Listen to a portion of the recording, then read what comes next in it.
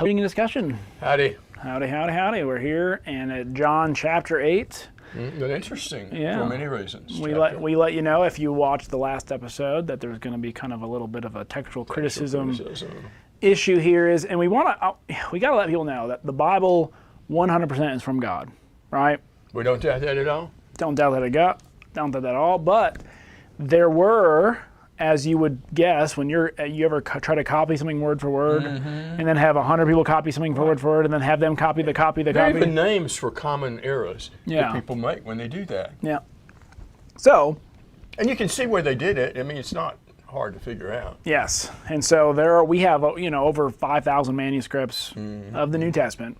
There are bound to be some differences, as they're being passed down. God did not inspire copyists. Yeah, but he did promise he would preserve his word. And it's amazingly, that which is in any question whatsoever is like that, and it affects absolutely nothing as to your eternal destiny. And the difference between the Bible errors and other ancient manuscripts are, like the Iliad. We've got like 7 copies of those, not even complete, and people go, this is a real historical book that was written. Yes. We don't even have originals of it. A lot of Shakespeare's writings, there is more doubt about them than there is about the scriptures. Yeah, so we don't want you to be, when we start making some comments about textual criticism, no reason to panic. It's normal with historical books. Things that were copied, passed along, lost, in one error, someone makes it, they pass it along, that misspelling, error. Yeah, misspelling. 46 errors, just one person put letters transposed. Yeah, and a lot of Greek words look similar. Yes, they do. So when you're writing, right, and you just kind of glance, you see it, right? You write the wrong word, and then so you got some that have it, some that don't.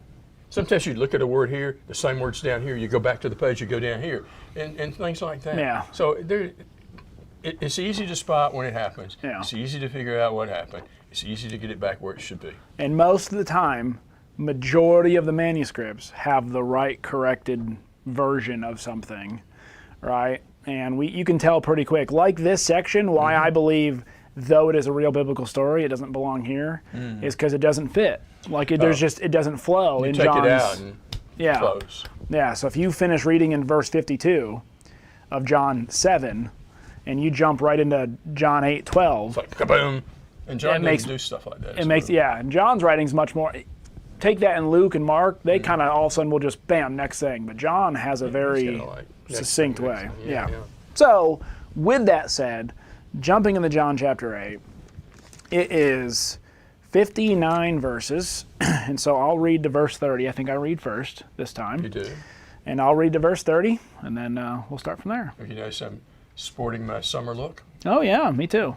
I guess I'm talking about my head. Oh, yeah, I did notice that earlier. You did. I walked in, I said, yeah, you shaved your head? No. I got to get a haircut before I go on vacation, so I can burn my scalp. Shave your head. Yes. Seriously. Well, I have a wife, So do I. It's true. You know her, Sarah. Oh, Sarah. Hey, Sarah. How you doing? Oh, if you watch this. Okay. All right. Serious time. John 8. They went each, my ESV has 53 all the way to 8:11 as a part of this whole. So I'm going to read. Yeah, the last part of everybody went to his home. Yeah. They went each to his house, but Jesus went to the Mount of Olives. Early in the morning, he came again to the temple. All the people came to him, and he sat down and taught them. The scribes and the Pharisees brought a woman who had been caught in adultery, and placing her in the midst. They said to him, "Teacher, this woman had been caught in the act of adultery. Now in the law, Moses commanded us to stone such a woman. What do you say?" Whoa. This they said to test him. That fits much better, in my opinion, the testing in like a Mark or a Luke, because that is a constant phrase. They said this to test him. They said this to test him. They said this to test him. Not that they don't do it in John, but there are actual manuscripts that have it in Luke. Yes, that have this story. It's all over the place. In Luke and in Mark, and other so places in John. Yeah, or at the end of John. Yeah. So once again, doesn't mess us up though. All right. This is so typical of what they did, the Pharisees, and his response will be so typical of how he deals with those things. So even if it didn't happen, it could have happened. It could have They happened. put it on the chosen or something. Yes, yeah, absolutely. They said this to test him. They might have some charge to bring against him. Jesus bent down and wrote with his finger on the ground. And as they continued to ask him, he stood up and said, "Let him who is without sin among you be the first to throw a stone." What did he write? I don't know. Once again, you got a story that's already kind of, ooh, where is it? Did it happen this way? Let's not worry so much about what he wrote on the ground. Picture of it. Yeah. If I had to take a pick, but I don't even have to. But if I did, I'd probably pick that if you're bringing some charge against somebody and you yourself are not legit, you suffer the penalty for it. Yeah. But who knows? That was true whether he wrote it or not. Yeah, absolutely. So he stood up and said, "Let him who is without sin among you be the first to throw a stone." At once more he bent down and wrote on the ground. But when they heard it, they went away one by one, beginning with the older ones, and Jesus left alone with the woman standing before him. So they get what he's saying, right? Mm-hmm. He who's without sin cast the first stone. And he may be diffusing the situation by letting them think a little bit more back as you get all hepped up when you're in this mob mentality and trying to diffuse. This reminds me of To Kill a Mockingbird when they come to lynch this guy that Atticus is watching in the jail. And then the kids show up and start talking to Mr. Cunningham and all this, and all of a sudden they kind of come to their senses, and the older ones leave first. Yeah. Well, and there's a sense in which the older are wiser, they get it quicker, which, once again, this is one of the reasons why I question the way this story plays out is because the Pharisees don't really act like this in other places. They usually leave mad or upset. This one almost seems as if they're leaving kind of like, oh yeah, we get what he's saying. Yeah. And we have sin. It's not the typical, they're seeking ways to destroy him or they're all the more intense. And because a lot of times when he questions them, like, hey, if you've read Moses, you should understand me. If you read Abraham, where they kind of get it, they get mad at him. They don't walk away kind of going, oh yeah, So, once again, there's a lot of questions of what happens. If it's supposed to be in Luke, let's just say that it is. Yeah. And I don't know.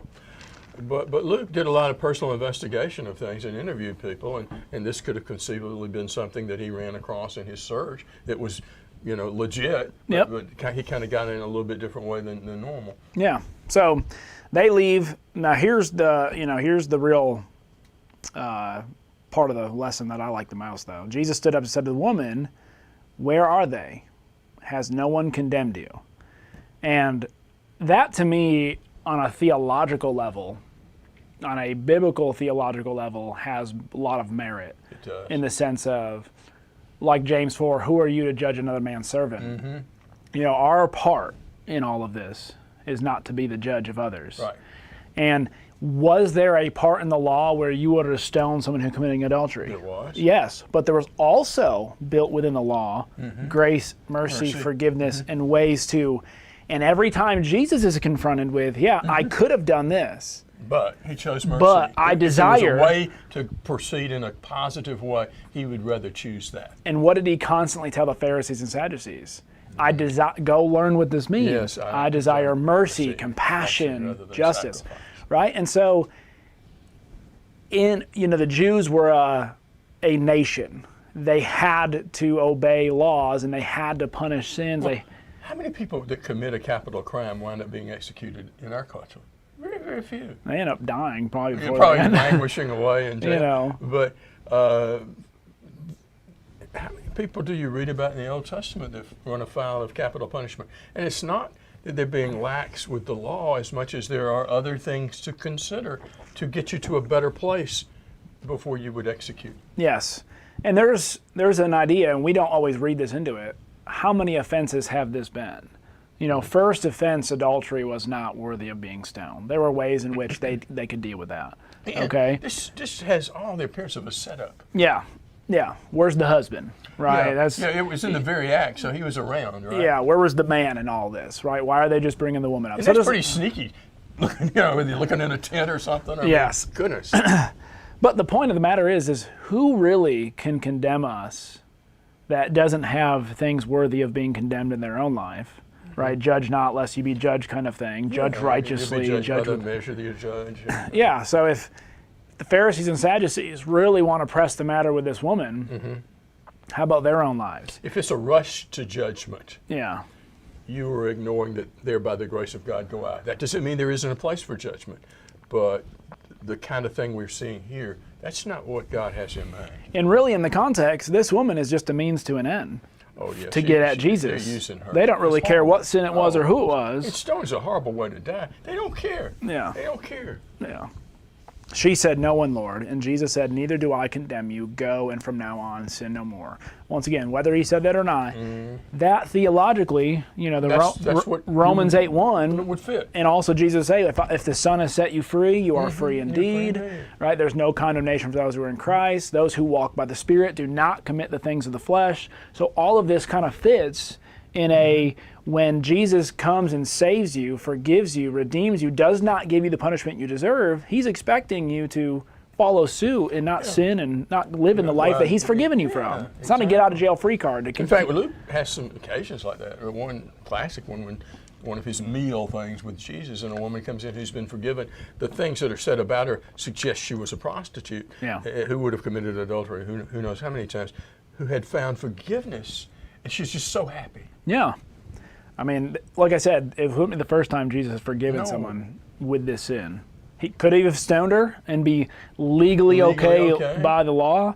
Yeah, but would have been in keeping with his nature of I desire mercy and not a sacrifice. The nature of God, the character of God. In Matthew 23, when he talks about you've neglected the weightier provisions of the law, mercy and justice and faithfulness, that's part of the law too. Yeah, and that just gets me to the overall point. I know we're spending a lot of time on this, but this is a point where I think as Christians we need to get to understand. Is God looking for ways to save you, have compassion on you, and show you mercy, or is he looking for just your slip-ups and waiting to condemn you? Exactly. John 3:16 and 17. Yeah. God did not send his Son into the world to condemn the world, that the world through him might be saved. He will do everything he can do without compromising to get to a positive goal. True that. Again, verse 12, Jesus spoke to them saying, I am the light of the world. And I think this is going right off verse 52 of John 7. I am the light of the world, because this goes well with the water, the living water, and I'm also the light. It goes back, bread, water, light, all that stuff. I am the light of the world. Whoever follows me will not walk in darkness, but will have the light of life. So, stopping for again, what he's not saying is that he's going to take you out of the world. No. Right? John 17. He prays, I don't want him out of the world. But that you will be guided. Yes. Right? Kind of like Psalm 119. Right? The word is like a light unto my path. You still in the world, but not of the world. Yep. Absolutely. So the Pharisee said to him, you are bearing witness about yourself. Your testimony is not true. If that were true. They would be right. Yeah. Jesus answered, even if I do bear witness about myself, my testimony is true, for I know where I came from and I am going, but you do not know where I come from or where I'm going. You judge according to the flesh, I judge no one. Yet even if I do judge, my judgment is true, for it is not I alone who judge, but I and the Father who sent me. In your law, I love that. I like that. It is written that the testimony of two people is true. I am the one who bear witness about myself, and the Father who sent me bears witness. They said to him, therefore, where is your Father? Jesus answered, you know neither me nor my Father. If you knew me, you would do my Father also. And this gets back to what we were looking at on those two different groups. One they're seeing the same signs, they're hearing the same words, and some are saying this must be the Christ. Right? No one else could say what he's saying or do what he's doing. And others are saying he's a demon, he's of a devil. Really, Jesus is saying, if you would look with clear eyes, you would know immediately that I am sketchy. Who I'm from. It's not blurry. It is what it is. He's really not saying all that stuff that's all that provocative. Not really, no. According to what other prophets have. Go read Elijah. Go read Isaiah. I mean, Jesus is following suit of a prophet. Almost mild compared to them. Very mild compared. So the words he spoke in the treasury as he taught in the temple, but no one arrested him because his hour had not yet come. So he said to them again, I'm going away. You will seek me, and you will die in your sin. Where I am going, you cannot come.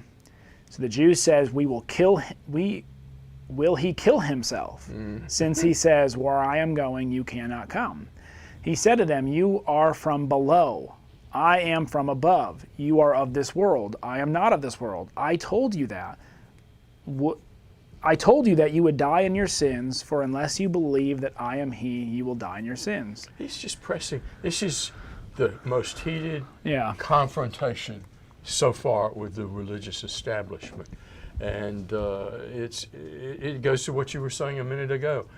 You're just not seeing it because you're looking at it from a perspective where you'll never see it. Yeah.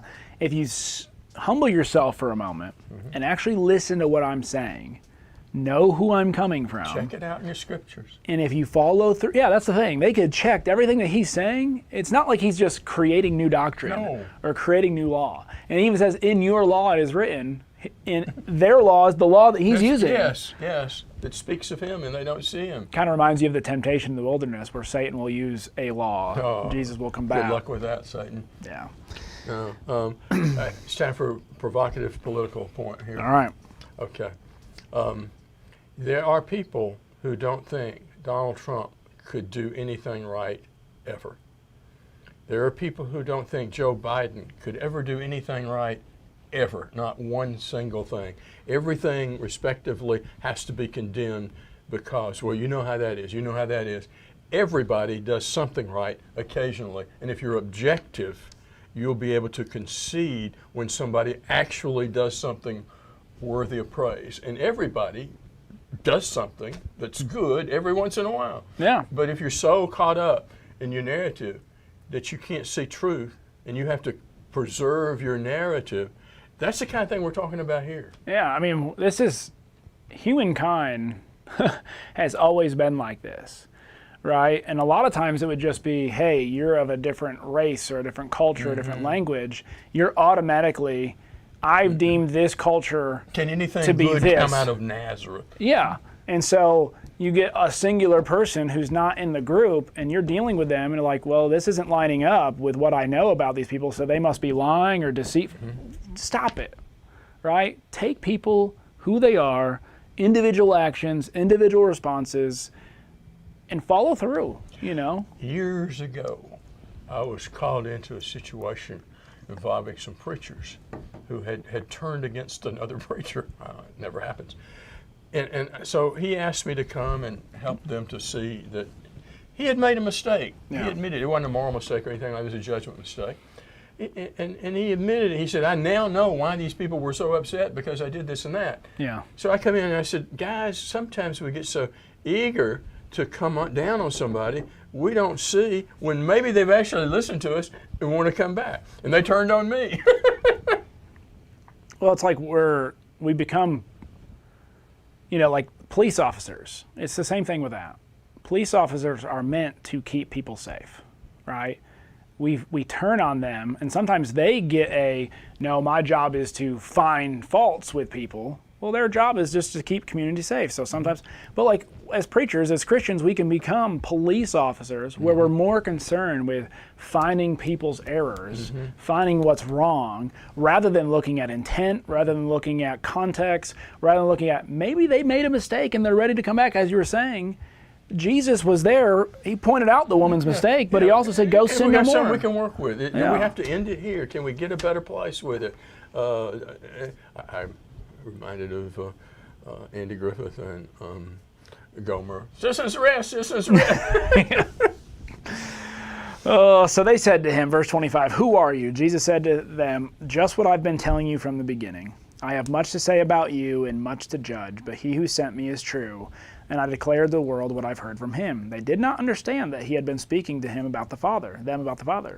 So Jesus said to them, when you have lifted up the Son of Man, then you will know that I am he, that I do nothing on my own authority, but speak just as my Father taught me. So who would be the one killing Jesus? Not himself, it'd be them. And he who sent me is with me. He has not left me alone, for I always do the things that are pleasing to him. As he was saying these things, many believed in him. Once again, sometimes we completely condemn the Jews and say none of them accepted Jesus. Well, a lot of them were believing. Even those who yelled, crucify him. On Pentecost, it was the mob mentality. They got caught up in the... Exactly. And God predicted that. He saw that. He knew that. It doesn't represent who you are in your core. It's not right. Yeah. It's not good. But that's not necessarily you. We've all done things out of character. Yeah. 50 days later, a lot of these guys are...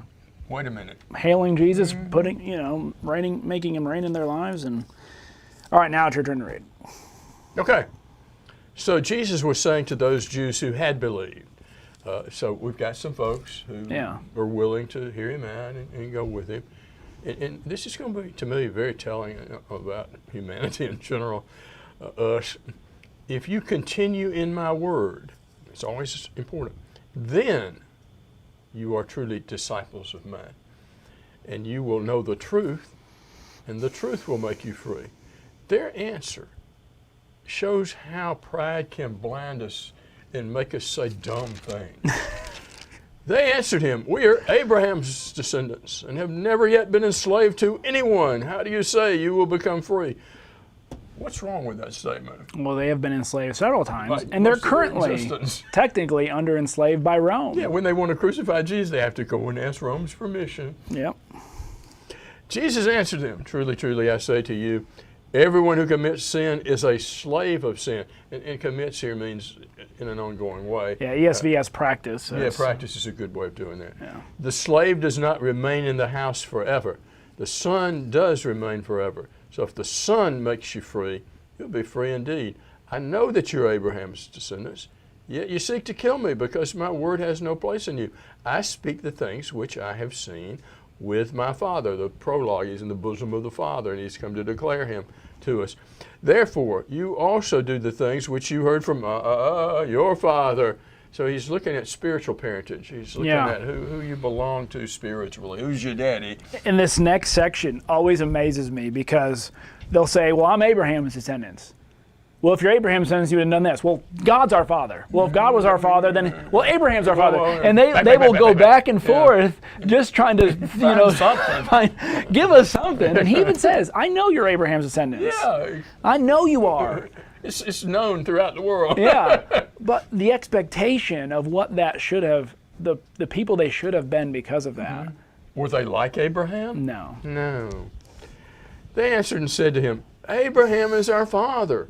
Jesus said to them, if you are Abraham's children, do the deeds of Abraham. Here again, he's talking about a spiritual relationship to God that Abraham had that they do not. The father of faith, right? Yes, friend of God. But as it is, you're seeking to kill me, a man who has told you the truth, which I heard from God. This Abraham did not do. You're doing the deeds of your father. They said to him, we are not born of fornication, kind of a slur at him. Some people thought he was not born right with a proper dad.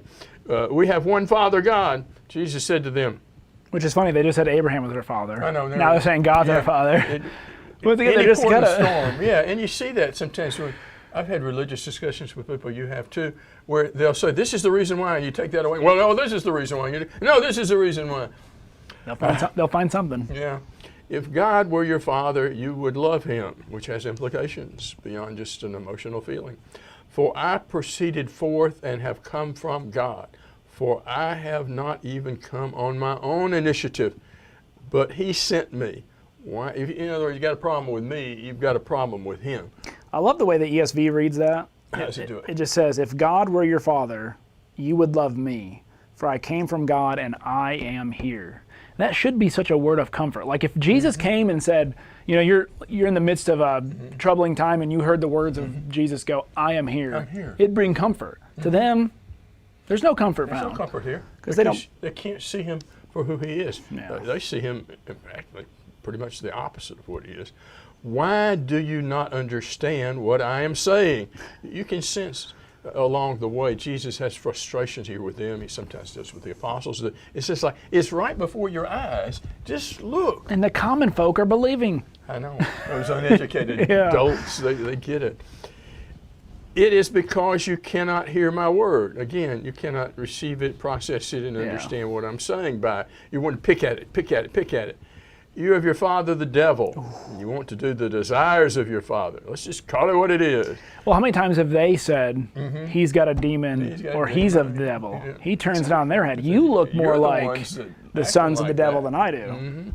He was a murderer from the beginning and does not stand in the truth because there's no truth in him whatever. He speaks a lie. He speaks from his own nature, for he's a liar and the father of lies. So Jesus will point out in various places in the Synoptics and here that you can just get so eaten up with this that it becomes who you are, and that's when it gets really dangerous. But because I speak the truth, you do not believe me. which one of you convicts me of sin? If I speak the truth, why do you not believe me? He who is of God hears the words of God. For this reason you do not hear them, because you are not of God. So being of Abraham does not necessitate you being of God. It does not. Mere ethnicity is insufficient, or every Jew would be saved out of hand. Yep. The Jews answered and said to him, do we not say rightly that you are a Samaritan? Oh, no. And that's in their opinion the worst of the worst. Yeah. I won't say what was said. When I was in high school, there were certain names you were called based on ethnicity that you weren't, to kind of marginalize you. Jesus answered, I do not have a demon, but I honor my Father, and you dishonor me. But I do not seek my glory. There is one who seeks and judges.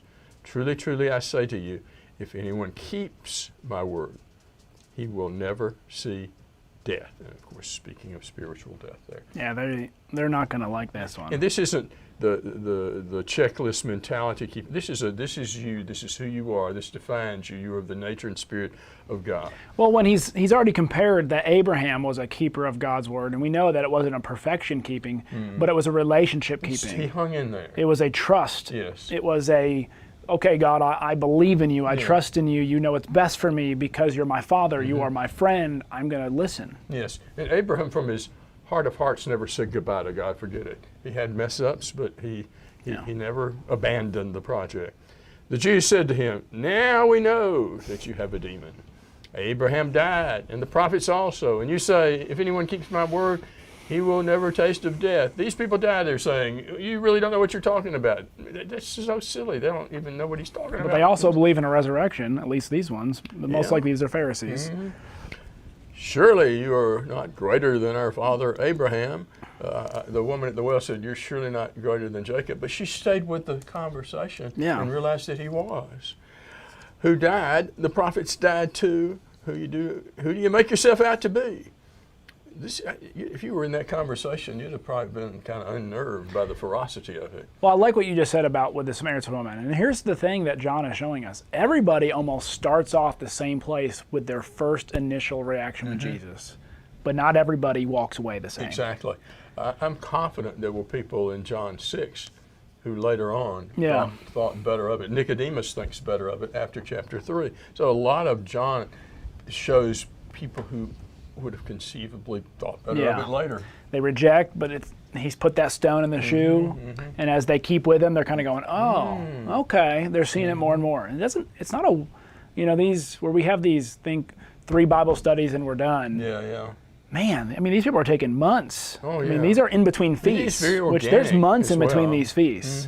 So you're reading it one event after the other, but there's weeks and months in between some of these events. It's a process, and it takes time. Very few people are just bam, and they're good to go. If I glorify myself, my glory is nothing. It is my Father who glorifies me, of whom you say, He is our God, and you have not come to know Him, but I know Him. And if I say that I do not know Him, I'll be a liar like you. But I do know Him and keep His word. Your father Abraham rejoiced to see my day, and he saw it and was glad. Wow. He knew there was something coming, right? The seed promise Abraham knew was going beyond just his own initial firstborn, but that there was going to be a seed of Abraham along his generation that was going to save. He would have longed for that day to come. So the Jews said to him, you're not yet 50 years old. Have you seen Abraham? Jesus said to them, truly, truly, I say to you, before Abraham was born, I am. If that's not a God statement, then I've never heard one. And yet he apparently didn't know he was God. That said facetiously, of course. They did. Yeah. Look at the next verse. So how did they respond to this? Well, they're not going to go off and think about it. They picked up stones to throw at him. But Jesus hid himself, and he went out of the temple. So this is kind of this moment exhausts any hope that some of these guys who it is of them in their nature to be opposed to Jesus, that's just who they are going to come around. In fact, they're going to be given further and further away by the truth Yeah. He's showed them, he's told them, he's pleaded with them, he's done everything that he can. He says, if you can't see that I'm from the Father with all of this, there's no hope for you. No, what can you do? The sin against the Holy Spirit, to have been where Jesus was, to see the things that he did that cannot be explained any other way. His perfect teaching, his perfect life, no accusation could have been brought against him. And to look at that and think he has a demon. And to call him a liar. Yeah, you're as far gone as you can get. Yeah. So, well, there's John chapter 8. I think it's one of the most powerful confrontation chapters we have. You see Jesus desiring for them to get it, but ultimately acknowledging that they have allowed Satan too much work in their life at this point. And so then we'll jump right into John 9. And John 9 will open their eyes. There'll be a blind man, but there's going to be a spiritual application there. Yeah, it's going to hook up with chapter John 5. Yeah. And it's going to progress. All this is going to come together and just really show why they can't see this is because they're spiritually blind. So, all right, well, we love you. Yes, we do. I hope you have a great day. Don't forget to heart, care, comment, share. I do that so well. I know, I'm getting it. Bye-bye.